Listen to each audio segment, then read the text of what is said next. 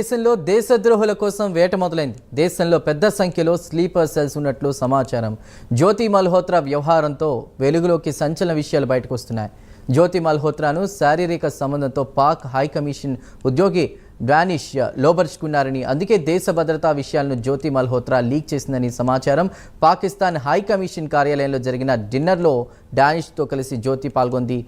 ఆ వీడియోపై అనుమానంతో విచారణ సంస్థలు కూపీలాగాయి. ఈ విచారణలో విస్తుపోయే విషయాలు వెలుగులోకి వచ్చాయి. పహల్గామ్ ఘటనకు 3 నెలల ముందు అక్కడికి వెళ్లి జ్యోతి వీడియోలు తీసింది.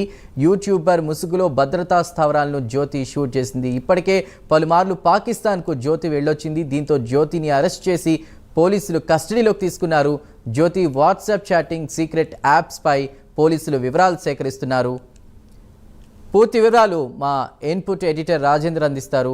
రాజేందర్, దేశద్రోహిగా ప్రస్తుతం జ్యోతి మల్హోత్రాని అభివర్ణిస్తున్నారు. విచారణ సంబంధించి కూడా ఎలాంటి విషయాలు బయటకు వచ్చాయి?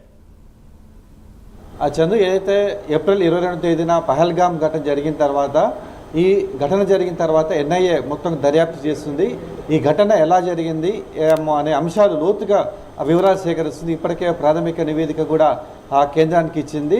అయితే దేశంలో అంటే దీంట్లో ప్రధానంగా ఉగ్రవాదులు ఉన్నారని చెప్పేసి నిర్ధారణకు వచ్చిన తర్వాత ఆ తర్వాత జరిగిన ఆపరేషన్ సింధూర్లో కూడా దాయిదీ దేశం మీద ఏ విధంగా విరుచుకుపడిందో మనందరికీ తెలిసిన విషయమే. ఆ తర్వాత ఇప్పుడు ఎన్ఐఏ కొత్తగా దేశంలో ఉగ్రవాదులకి సహకరించిన వారి కోసం వేట కొనసాగిస్తుంది. ఏదైతే ఆ పహల్గామ్ ఘటన జరిగిన తర్వాత వీరికి ఎవరెవరు సహకరించి ఉంటారు అనే అంశం మీద లోతుగా దర్యాప్తు చేస్తే వారికి వీస్తుపోయే నిజాలు వెలుగులోకి వస్తున్నట్టుగా మనకు తెలుస్తుంది. దీంట్లో యూట్యూబర్ ముసుగులో జ్యోతి మల్హోత్రా ఈ పహల్గామ్ ఘటనకు కొన్ని నెలల ముందే అక్కడికి వెళ్ళి అక్కడ ఉన్నటువంటి భద్రతా బలగాల స్థావరాలు, అదేవిధంగా పహల్గామ్లో ఉన్నటువంటి పర్యాటకులు ఎక్కడ విడిది చేస్తారో, అనువైన ప్రాంతాలు ఏది, ఎక్కడ ఎక్కువగా ఉంటారు అనేటువంటి అంశాల్లో మొత్తం కూడా ఆ వీడియో రూపంలో కూడా సేకరించి వారికి ఉగ్రవాదులకు సహకరించిన కూడా అధికారుల దర్యాప్తులో ఒక్కొక్కడిగా తేలుతున్నాయి. దీనికి సంబంధించి పాక్ హైకమిషన్లో ఉన్నటువంటి ఒక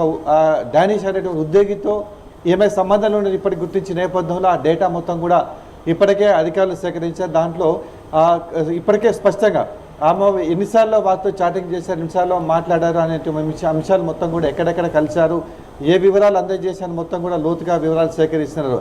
అయితే జ్యోతి మల్హోత్రా యూట్యూబర్ ముసుగులో ఈ ఐఎస్ఐకి సంబంధించినటువంటి సమాచారాన్ని పూర్తిగా వారికి చేరవేసి దేశ భద్రతకు సంబంధించి అనేక అంశాలు ఇప్పటికే చేరవేసినట్టు నాకు తెలిసిన నేపథ్యంలో ఈమెకి ఇంకెవరు సహకరించి ఉంటారనే అంశం మీద ఇప్పటికే అధికారులు లోతుగా దర్యాప్తు చేస్తే హర్యానాలో ప్రియాంక అనేటువంటి యూట్యూబర్ కూడా సహకరించారు అనేటువంటి కోణంలో అక్కడ ఉన్నటువంటి పోలీసులు కూడా ఇప్పటికే 6గురికి పైగా అరెస్ట్ చేసి, అదేవిధంగా హైదరాబాద్లో కూడా ఈ జ్యోతి మల్హోత్రాకు సంబంధాలు ఉన్నట్లు గుర్తించిన నేపథ్యంలో ఇక్కడ కూడా తాజాగా సంగారెడ్డిలో కూడా ఇవాళ ఒకరిని ఏదైతే ఇక్కడ ఉన్నటువంటి సమాచారం మొత్తం కూడా వారికి సమాచారం చేరవేసిన అంశంలో ఇవాళ సంగారెడ్డికి సంబంధించిన వాటిని కూడా పోలీసులు అదుపులో తీసుకుని అరెస్ట్ చేశారు. అంటే ఇక్కడ సంబంధాలు మొత్తం కూడా ఏ విధంగా ఉన్నా, ఎవరెవరు సహకరించారు అనే అంశం మీద ఇప్పటికీ అధికారులు కూడా లోతుగా దర్యాప్తు చేశారు. మరోవైపు విజయనగరంలో సంబంధించి పెళ్లిలో కూడా కుట్ర పడ్డారని చెప్పేసి ఇద్దరిని పోలీసులు అరెస్ట్ చేశారు.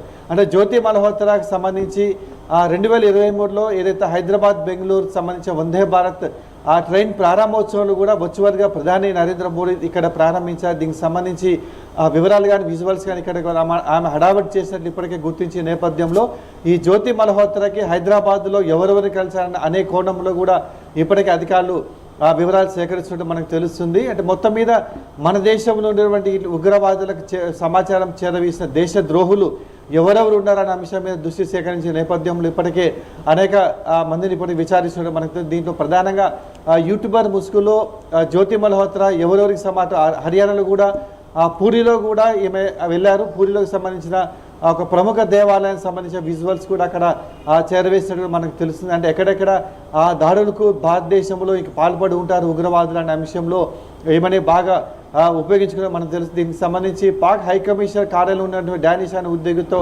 ఉన్న సంబంధాలు పహల్గామ్ ఘటన తర్వాత కూడా వారి మధ్య చాటింగ్